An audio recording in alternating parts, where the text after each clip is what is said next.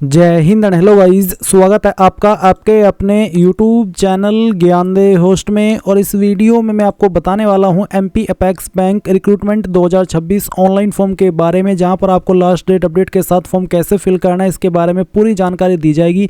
ये भर्ती आपकी क्लर्क एंड ऑफिसर्स की पोस्ट पर निकाली, जिसमें कि आपके 2076 पोस्ट है और आप लोग इस फॉर्म को 5 फरवरी 2026 तक भर सकते हैं। यानी कि आपके पास एक से दो दिन ही बचा इस फॉर्म को भरने में। तो अगर आप अभी तक इस फॉर्म को नहीं भर सके हैं तो गाइज ये लास्ट डेट अपडेट वीडियो इसीलिए आपके लिए बनाई जा रही है। जो कैंडिडेट वेट कर रहे थे कि अभी तो टाइम है और आराम से अपना फॉर्म भर लूंगा, तो गाइज अभी आपके पास ज़्यादा समय बचा नहीं है इस फॉर्म को भरने का, और इसकी लास्ट डेट आगे बढ़ने की भी कोई उम्मीद नहीं लग रही है। तो ऐसे में अगर आप इस भर्ती में अप्लाई करना चाहते हैं तो इस वीडियो को देख करके अप्लाई कर लीजिए।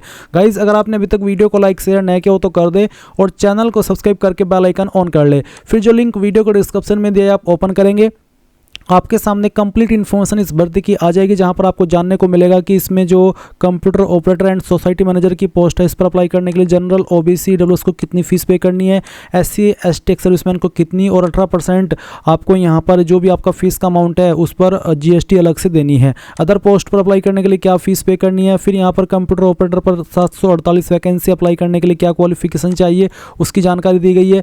कंप्यूटर ऑपरेटर संविदा पर कितनी वैकेंसी और क्या क्वालिफिकेशन चाहिए, सोसाइटी मैनेजर पर क्या क्वालिफिकेशन चाहिए और कितनी पोस्ट है, वो सब आप यहां पर चेक कर सकते हैं। साथ ही साथ गाइज आप यहां पर जो आपका सिलेक्शन मोड है, आपका हैंड एंड डिक्लेरेशन जो कि आपको फॉर्म भरते समय अपलोड करना है, ये सभी इन्फॉर्मेशन दी गई है। ये सब इन्फॉर्मेशन जानने के बाद अगर आप इसमें एलिजिबल है और आप ये फॉर्म भरना चाहते तो आप यहाँ पर इंपॉर्टेंट लिंक के सेक्शन में आएंगे। आपको यहाँ पर 2 लिंक मिलेंगे, एक है apply online link for clerk post और दूसरा है apply online link for officers. दोनों का जो इंटरफेस है वो सेम रहेगा, बट अप्लाई करने का जो प्रोसेस है वो भी सेम ही है, बट लिंक अलग अलग है। तो आपको जिस पर भी अप्लाई करना है वही आप यहां पर apply online link for clerk या फिर apply online link for officers वो क्लिक करके ओपन कर लेंगे। दोनों जो इंटरफेस है वो इस तरह से रहेंगे, दोनों पर अप्लाई करने का तरीका सेम है, बस लिंक अलग अलग है। तो आपको यहां पर जिस पर भी अप्लाई करना है वही लिंक ओपन कीजिए और ओपन करने के बाद में यहां पर आएंगे और उसके बाद आपको click here for new registration इसके ऊपर क्लिक करना है। अब गाइज यहां पर आपको अपनी जो बेसिक इन्फॉर्मेशन है वो फिल करनी है। तो सबसे पहले आपको आपका जो फर्स्ट नेम है वो एंटर करना है।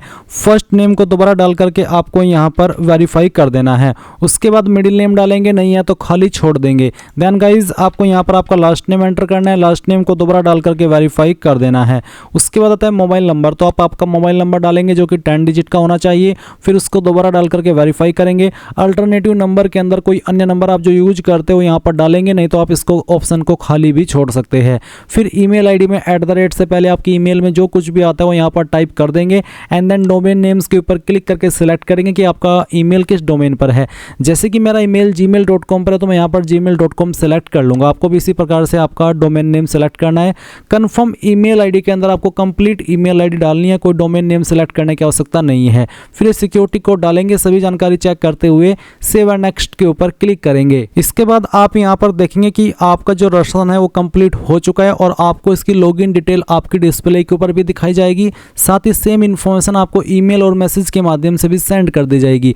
अब आप यहां पर आपका लाइव फोटो और एक जो आपके मोबाइल के अंदर आपका फोटो अवेलेबल है पासपोर्ट साइज का वो अपलोड करेंगे। उसकी जो गाइडलाइंस है वो आप देख लीजिए। फोटो का साइज 20 से 50 KB के बीच में रहना चाहिए। जो आपको डायमेंशंस प्रिफेयर किया है फोटो का वो भी आप यहां पर देख सकते हैं, और क्या चीज़ आपको ध्यान रखनी है फोटो कैप्चर करते समय वो आपको यहाँ पर दिया गया है।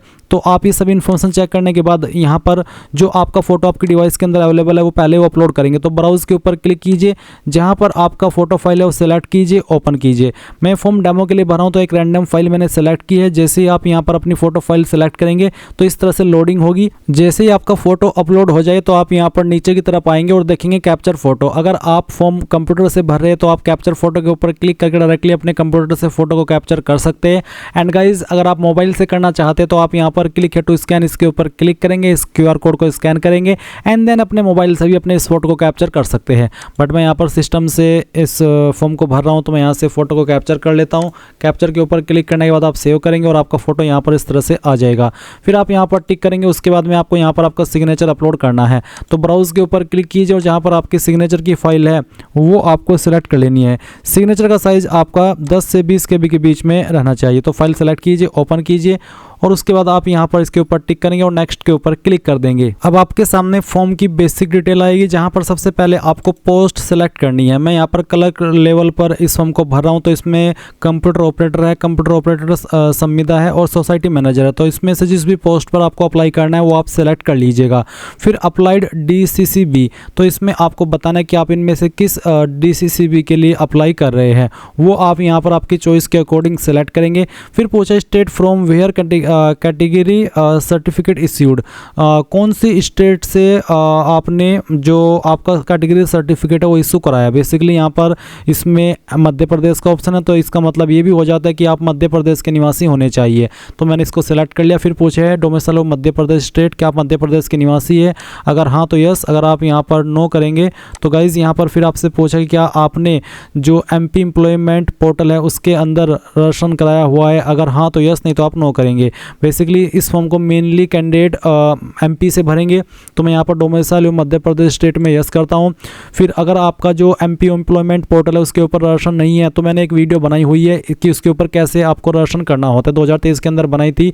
और इसका जो लिंक है वो जो भी मैंने इस वीडियो के डिस्क्रिप्शन में लिंक दिया हुआ है हमारी वेबसाइट का, जब आप इसको ओपन करेंगे तो यहीं पर आपको ये वीडियो मिल जाएगी।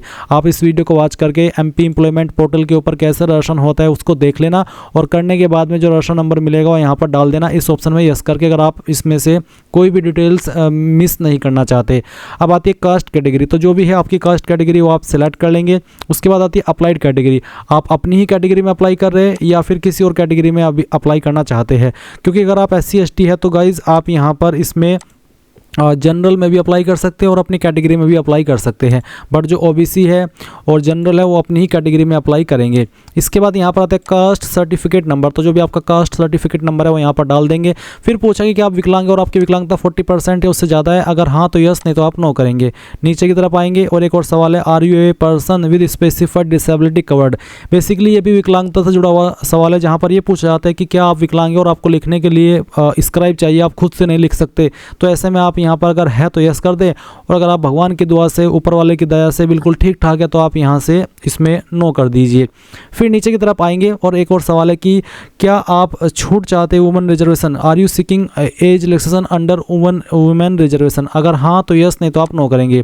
और उसके बाद पूछा कि are you an employ already working in any bank और short term credit corporative structure of Madhya Pradesh, अगर हाँ तो यस, नहीं तो आप यहाँ पर नो कर देंगे। बेसिकली सवाल यह है कि क्या आप एक ऑलरेडी एम्प्लॉई है जो कि काम कर रहा है किसी भी बैंक में या फिर किसी भी short term credit corporative structures के अंदर जो कि मध्य प्रदेश का हो, तो आप इसमें यस कर सकते हैं, नहीं तो आप नो करेंगे।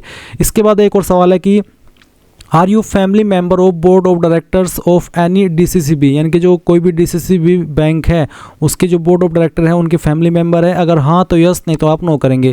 रिलीजन आपका क्या है वो आप सेलेक्ट कर लेंगे, क्या आप रिलीजियस माइनॉरिटी कम्युनिटी यानी कि अल्पसंख्यक समुदाय से आते हैं, अगर हाँ तो यस, नहीं तो आप नो कर सकते हैं। फिर पूछा कि क्या आप एक्स सर्विसमैन है या फिर होमगार्ड है MP के, अगर हाँ तो यस, नहीं तो आप नो करेंगे। उसके बाद कंसेंट टू आधार वेरिफिकेशन, क्या आप आधार वेरिफिकेशन को कंसेंट देना चाहते हो, अगर हाँ तो यस, नहीं तो आप नो करेंगे। क्या आपके पास आधार कार्ड है तो आप इसमें यस कर देंगे अगर है, और अगर है तो आधार कार्ड का नंबर डालेंगे और पैन कार्ड का नंबर भी यहाँ पर दे देंगे। एग्जामिनेशन सेंटर प्रेफरेंस फर्स्ट, पहली चॉइस आप किस सिटी को देना चाहते हैं एग्जाम सेंटर के लिए वो आपको सेलेक्ट करना है, सेकंड किसको देनी है वो सेलेक्ट करना है, और थर्ड किसको देनी है वो भी आप यहाँ पर सेलेक्ट कर लेंगे, फोर्थ किसको देनी है वो भी आप सेलेक्ट कर लेंगे। इसके बाद आती है पर्सनल डिटेल, तो पहले तो आप डेट ऑफ बर्थ सेलेक्ट करेंगे, पहले डे, फिर आपका मंथ और जो भी ईयर है वो भी आपको यहाँ पर सेलेक्ट कर लेना है। इसके बाद गाइज यहाँ पर आपको आपका जेंडर सेलेक्ट करना है। उसके बाद आपको पूछा कि क्या आप जुड़वा भाई बहन हो, अगर है तो यस, नहीं तो आप नो करेंगे। उसके बाद मैरिटल स्टेटस बताएंगे, मैरिड अनमैरिड जो भी आपका स्टेटस है वो आप यहाँ पर सेलेक्ट कर लेना।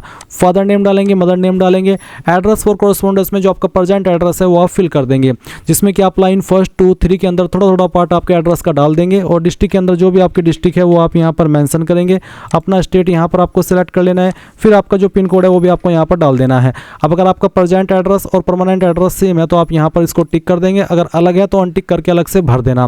किस एड्रेस के ऊपर आप अपनी एप्लीकेशन फीस की जो स्लिप होती है GST इनवॉइसिंग है वो भेजना चाहते हैं वो आप सेलेक्ट कर ले। फिर अब bank detail applicable for all यानी कि सभी को देनी है। अकाउंट होल्डर नेम यानी कि किस नाम पर बैंक अकाउंट है उसका नाम आपको यहाँ पर एंटर करना है।